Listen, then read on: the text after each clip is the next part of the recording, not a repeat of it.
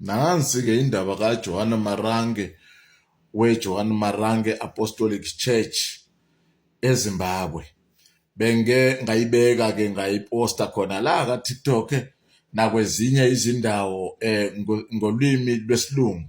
Manje sitheke sibuye koluka Mageba, koluka Mthaniya, singene ngesizulu nesindebele sethu. uJohn Marange uye waba ngumbishop omkhulu kakhulu eZimbabwe izwe lonke. Sibonile abezepolitiki makuzovotwa beya kuye, waba ngumuntu one-influence enkulu kakhulu. Abantu baba nesasasa naleli sonto lakhe. Ma ulibuka leli sonto ulibheke kahle, linezimpawu nezinto eziningi ezenziwa yilelo kuthiwa kaShembe la eMzansi Afrika. Uma ngingabala izinto ezifuze ukushadwa kwabantwana nabantu abancane ngamakhehla, ngabantu asebebadala, eziningi lezo zinto. Uma ungaya kaShembe kunalento yokuthi bebebheka ukuthi umntwana akathole imfundo ephansi, basic education, kube sokuphelela lapho. Kusuka lapho sekhanda amabhavu, sephuma uyahamba ugcwala amazwe, ugcwala izinkalo, uyofuna impilo emncane enjalo. Uyabona bazalwane madoda, omama nobaba, osisi nabobhuti, inkulu indaba esingayibeka ngaleli sonto. Uma ubhekile kuye kwaba nabama-human rights no-government naye wagxeka eziningi inqubo nendlela yokuphila laphana kulila sonto la abathi khona umuntu uma egula abamvumeli ukuthi aye esibhedlela, bese kuthi abesifazane umuntu uma ekhulelwe lo muntu abamvumeli ukuthi ayobelethela esibhedlela, ayotetela esibhedlela. Kunezalukazi zakhona umuntu uyahamba entabeni le, uthole kunoma abaprofeti kwakhona, abanye bahlala endaweni nje ezithi kuba too remote, kugcwele izintaba, indawo ezingamakhaya lawa khaya. Kunomprofeti ozobe khona lapho, okuyikuthi ke lo owesifazane okhulelwe kumele ayotetela khona lapho.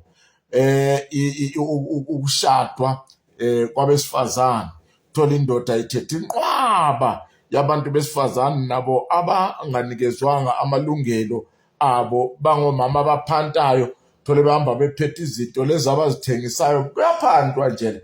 Enye indoda uthole izihlalele ekhaya, kuphuma bona laba omama behamba besiyophanda. Masibuka yena lo ufounder lo uJohn Marange wazalwa ngegama elithi Mashabaya Momberume ngo-1912 endaweni ebizwa ngokuthi kaMarange, kuyisemakhaya eZimbabwe. kaMarange ekhula bathi yena noma wayesho kubo ingilozi noma isithunywa thizeni safika kuye sizomkhomba ke ukuthi kumele abe libishop noma asebenzele uNkulunkulu, ashumayeze abantu. Waqala wabonakala ekwenza lokho. Ekugcineni kosuku sizwa kuthiwa wabonakala sebhabhadisa abantu emfuleni. Wasezolishintsha-ke igama lakhe elalithi nguMshabaya Momberume, wayesezozibiza ngoJohn Marange. uMarange uvele endaweni azalwa kuyo.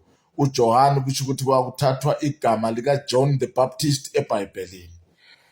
Bathi wabeka imithetho eminingi ethi akumelanga bahambisane nento lezi zesilungu, ubuwestern, okunjengazo izibhedlela nokunye ukudla kwakhona okuningi, angazanga wakufuna wahambisana nakho.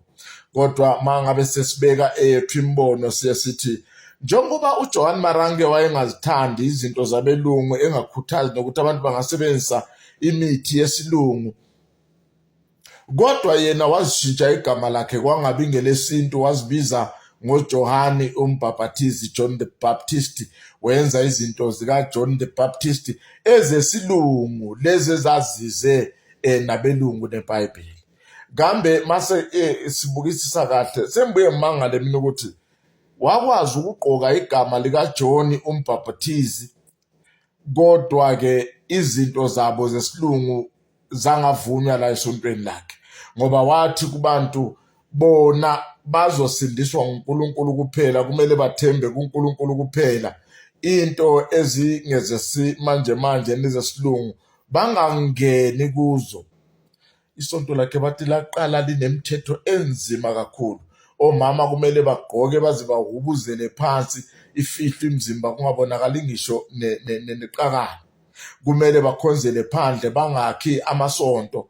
Kodwa masuyibuka kahle, ulayini wabantu abanjalo uye uJohn Marange koShembe nakho abakhi isonto, uthola behleli ngaphansi kwezihlahla kukhonzwa lapho sokupendwe namatshe amhlophe amzana nengubo zabo.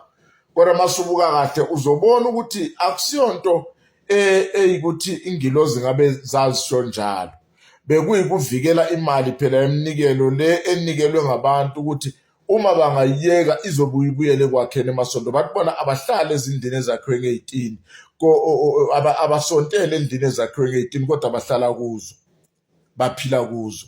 Imithetho eyaba lapho iminingi kakhulu, no hospitals, no doctors. Ipoligamy bathi is holy, kumele uthathe inqwaba yabantu besifazane. Indlela yokugqoka sekuyishilo, ukuya esikolweni abantu bangadlulelile bafunde lokho nje ukusala kuma lapho. No western medicine and vaccines, outdoor worship only, absolute obedience to prophets. Okuyukuthi umprofeti mayeseshilo awunakwazi wena ukuyiphikisa leyo nto, kuyasongokuthi wena uphikisana noNkulunkulu. Amandla abe enawo yena uMarange avelaphi, wawathathaphi? Even after his death esefile ngo-1963 baba nezinhlelo zokuyothandaza ethuneni lakhe, benza into zasethuneni lakhe njengomuntu okhonzwayo njengoNkulunkulu. Nangapha eMzansi uShembe bathi unguNkulunkulu. Yonke leyo nto angazi into echazwa kanjani, kodwa uyayibona nje ukuthi inokugqilaza imiqondo yabantu, kusetshenziswa igama likaNkulunkulu, kushadwa abantwana abancane, abanye bayafa besiyoteta. Kuningi nje ngalo leli sonto sizokhuluma ngakho, nilalele la ebengikhuluma khona ngesilungu. Akekho umuntu ofoma into ihambe iphumelele angazange wasukuma wafuna amandla extra, amandla kamoya. Baphakanyisiwe, abanye bathwaliswa, kodwa ekugcineni kosuku lento bazoyibiza anointing. Even nakupolitiki